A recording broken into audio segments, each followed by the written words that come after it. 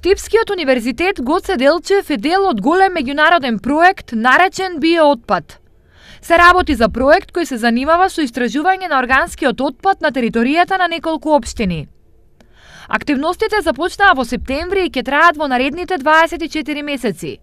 Универзитетот се јавува како носечка истражувачка институција, а ќе соработува со повеќе институти и општини. Покрај Универзитетот Гоце Делчев, исто така учесник во научното истражување е Технолошкиот институт од КРИТ. Покрај овие две научни институции имаме уште три институции, односно општини кои што се партнери во проектот, каде што директно ќе се имплементира проектот Биоотпад. Станува збор за општина Катерини од Грција.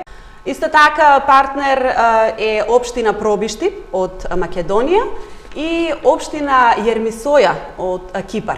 Пред самиот старт на активностите, УГД и партнерите 1,5 година работеле на истражување на темата, но и на дефинирање на практичната примена на проектот. Добивање на компостирачки единици за компостирање на биоотпад, односно на органски отпад, кој што ќе се преработува во органско ѓубриво.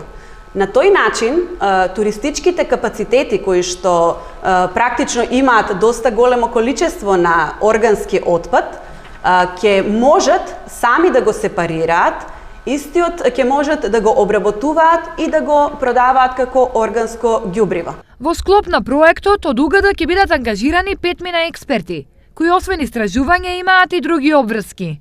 По проектот имаат и да објават 2 до 3 меѓународни трудови во кои што ќе ги опишат истражувањата кои што се вршени, ќе ги обработат податоците до кои што се дојдени во текот на проектот. Проектот е финансиран од Европската комисија за регионален развој и истиот е во вредност од 1,3 милиони евра.